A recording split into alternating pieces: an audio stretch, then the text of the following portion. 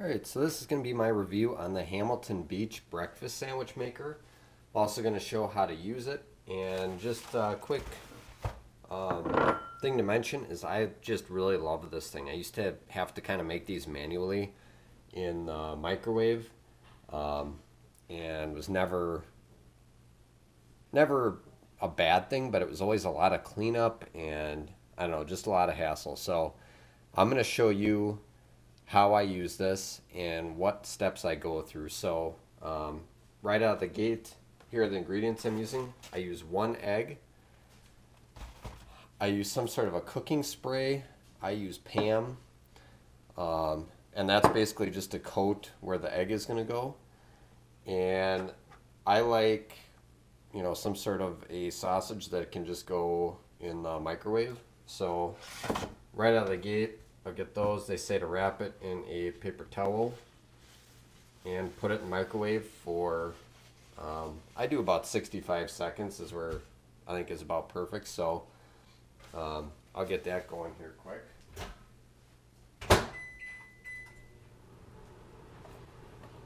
And then what I do is I'm going to plug this in. So basically what you'll see here is there's two lights. There's a red light and a green light. And red is kind of like the preheating mode. When this is ready to start throwing the ingredients in, this green light's going to pop in. So we're going to go ahead, try to angle it so you can see it. And I'm going to plug it in. As you can see, I got my red light on, so it is starting to heat up. And I'm going to go ahead and spray it with some of this Pam right away. And then what I do is I just start getting all my ingredients ready. So we will go ahead and get an egg cracked. And then basically you just season the egg however you normally would. If you don't need it to be scrambled, you can just crack the egg right into the sandwich maker. I prefer it scrambled, so it does add a few more steps and another dish. So really, if you don't do that, you can certainly crack the egg right in the sandwich maker and you'd be fine. Also forgot to mention I use English muffins on mine. I really like that. And I'll show you, but I cook, my whole process here will take 4 minutes once this is preheated. So I found that 4 minutes cooks the egg all the way through and perfectly browns up the English muffin.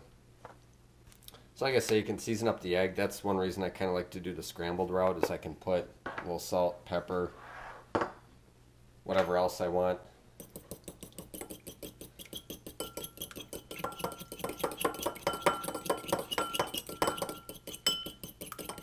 And one thing I try to do for consistency's sake is I try to have everything ready, so right when that green light pops on, I have all my ingredients ready to go. Because with anything like this that is heating up and then sensing the temperature gets low enough where it kicks the heater back on, I just feel like if I know 4 minutes is good, it's good to do that. Good to put everything on as soon as that green light comes on. So I've got everything ready. And then what I'll do is, I notice too, if I put a whole piece of pre-cut processed cheese on, it kind of drips out the sides. So I kind of break it into 4 sections and make it just a little bit smaller. So I'll do that with it. And I found doing it that way just kind of decreases the surface area there, and it doesn't get all over the place. And that green light should be popping on any second here. So I'll give you a look at what the sausage looks like. I've not been able to find a sausage that's, a little bit more wide around. So what I do is I just put 2 on and kind of put it together. And I should mention too, the cleanup on this is super easy. Even if a little bit of egg drips out the side, when it dries, it just literally wipes right off. So it's a real nice Teflon coating. It does get warm to the touch on the top, but nothing, that you're going to be handling gets super hot. So that's kind of nice too, especially with little kids around. I wouldn't go and touch any of the heated Teflon portions, but as far as like the top plastic and stuff goes, it's not too bad. And I'm fully comfortable setting it on the counter. It's got little feet that sit on there. And as you can see, the green light is on. So let's go ahead and put the bottom piece in of our English muffin. And then we're going to put our egg on. And then I'm going to start the timer for 4 minutes. And then what I do is, if you read the instructions, it says to put all the ingredients on right away. What I do is I found the cheese melts extremely fast, and that can kind of make it a little bit messy. So I found if I put that on after the sandwich is completely done, the sandwich comes out so hot, it still melts the cheese. But what I do too is I don't put, you'll notice I didn't put the top of the English muffin on yet. And the reason I do that, I wouldn't say it gets soggy if you do, but I kind of like the egg to cook a little bit and then put it on. So it still kind of fuses to this, but it doesn't kind of all turn into one food, you might want to say. So I just kind of wait, until there's about 2 minutes left. So we've got about a minute, so we'll just wait here.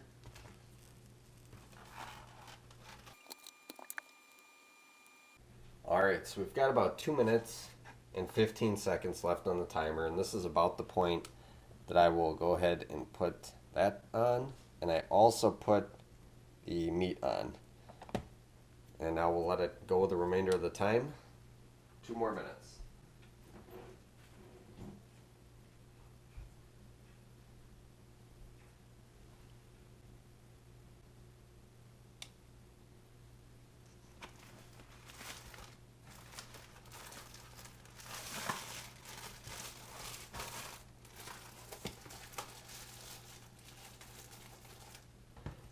And I will say that there's a lot of pros behind this, and I really have not thought of a single con.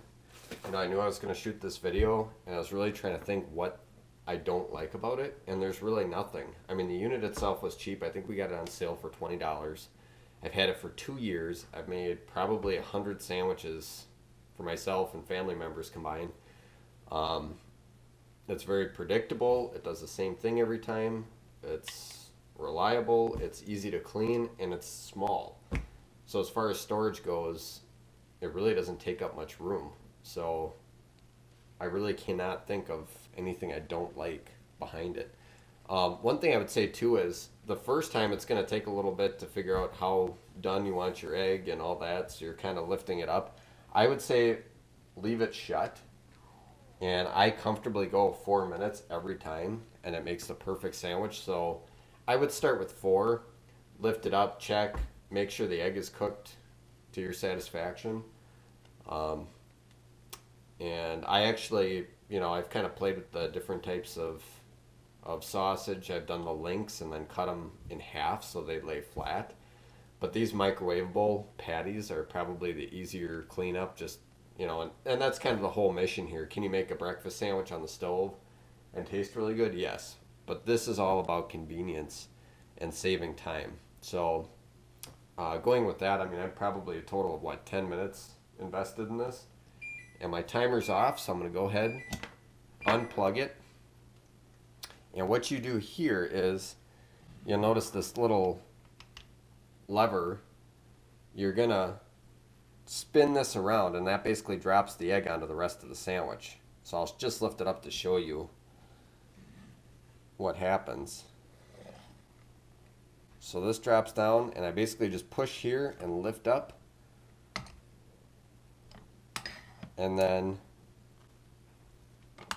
there's our sandwich. And then, like I said, I will move this over to a plate, And this is where I'll put that cheese on.